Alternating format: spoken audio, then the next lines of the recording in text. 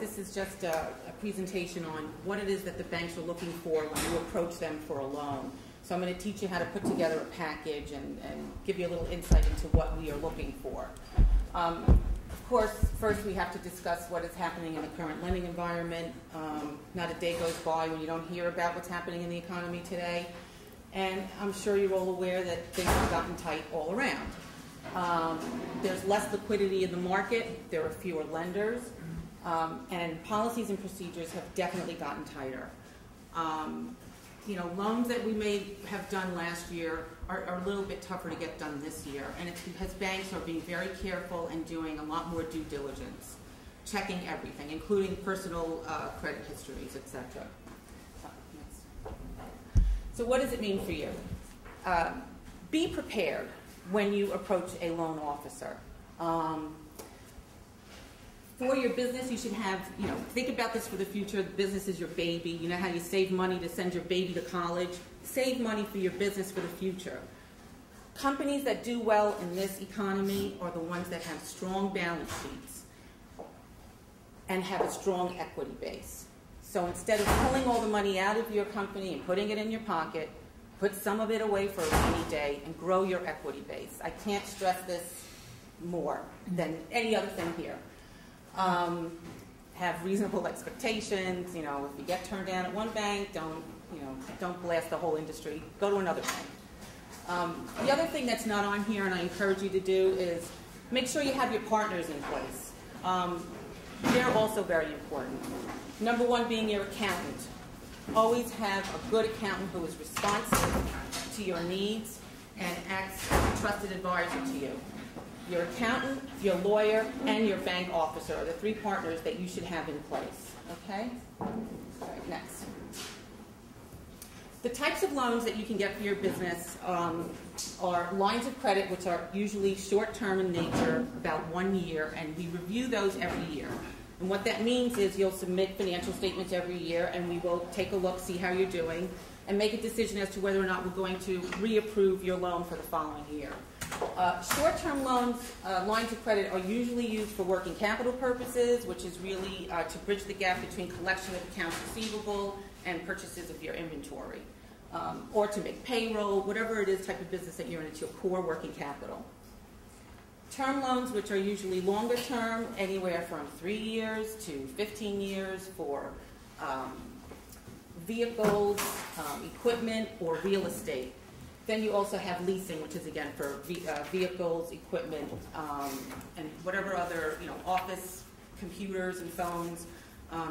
It's up to you and your accountant to decide whether a term loan or a lease is beneficial for you, because there are pros and cons to both. Next. All right, this is the big one. When you're ready and you know what you want to do, you want to put together a package for the bank. And this is what most banks are looking for. Every bank will have one or two little differences, but it's minor. This is what you need to put together in a package.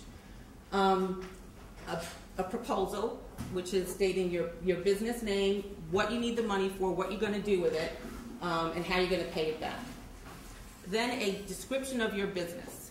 Now, I will tell you 9 times out of 10, I never get this from anybody, but it saves me a lot of time when I do, and I love the person who does it for me, because it saves me a lot of time. You're going to tell me your story in your business description. What do you do? Who are your competitors? All of this is very important, because it tells us about the business, it tells us about you and your abilities to manage the company that you're running. Okay?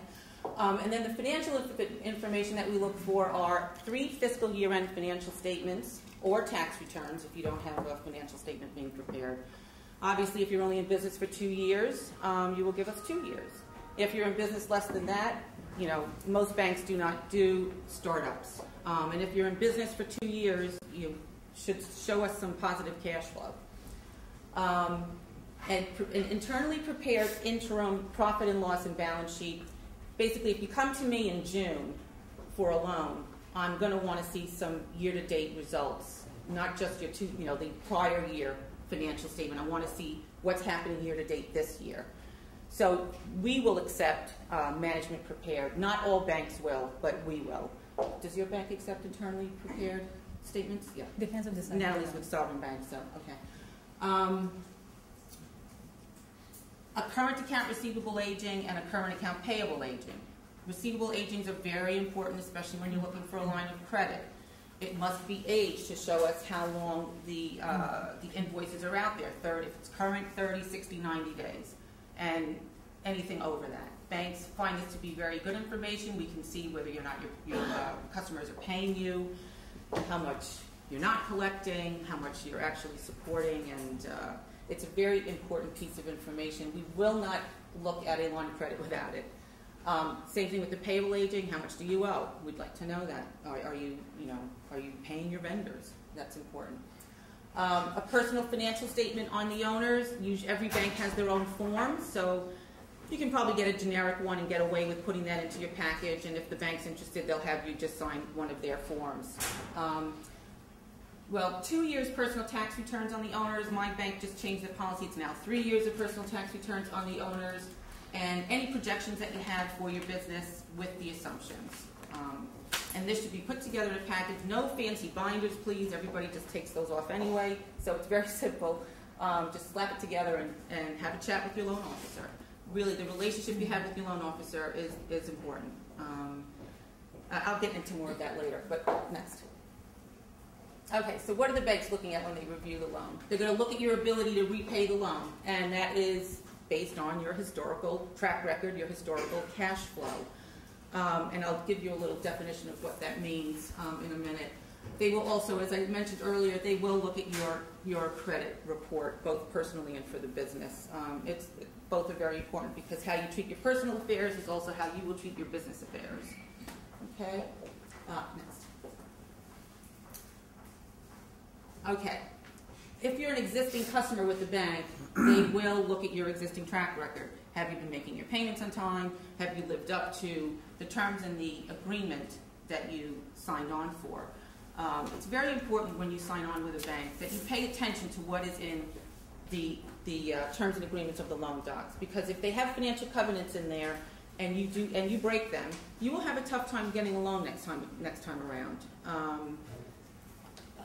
A lot of business owners don't pay attention to their covenants, I find, and we can run into problems with that. So I urge you, look at your documents, and if you don't understand it, have your accountant or your lawyer look at it and explain it to you.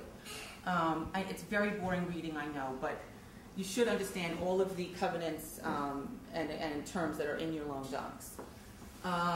They're going to look at how much experience you have in your business and how you manage and what your role is and who are the partners that you have in your business to help you succeed. They're going to look at your cash flow and they're going to, again, look at your savings. Like I said, save for a rainy day, both business and personal. And the savings, especially for the business, is the liquidity that the company has. Liquidity includes your cash savings and your receivables that are collectible in under 90 days usually. Okay, next. All right, so what is cash flow? A lot of people get confused by this, but it's really, really quite simple.